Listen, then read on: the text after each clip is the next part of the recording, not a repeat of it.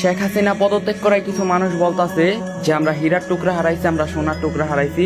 Even অনেকে post করতেছে যে বাঙালি এক সময় বুঝবে উনি আমাদের জন্য কি করে নাই, উনি আমাদের কত উন্নয়ন করছে।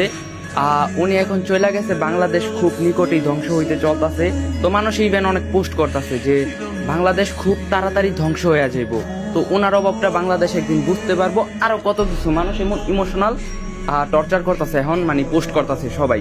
আমি 100% শিওর যারা এই পোস্ট গুলা করতেছে হয়তো বা তারা আন্দোলনে যায় নাই, বা তারা চোখ থাকতো তারা অন্ধ হয়ে ছিল এতদিন। আপনারা কি আসলে আমরা বাঙালি জাতি, আমরা চাইলে অনেক কিছু করতে পারি, আবার অনেক কিছু নাও করতে পারি। আপনারা কি ভাই অতীতের কথা ভুলে গেলেন? সাইদি হুজুরকে জেলে ঢুকাইছিল, মামুনুল হকের মতো একজন হুজুরকে বিনা অপরাধে জেলে ঢুকাইছিল, মিজানুর রহমান আজহারিরে বাংলাদেশে আসাই নিষেধ করে দিছিল, আরো কত মায়ের বুক খালি করলো, এত জুলুম করলো। এগুলা কি আপনারা ভুলে যাইতেছেন? ভাই পানির মতো বন্যা হইছে, রাস্তায় রক্তের বন্যা হইছে।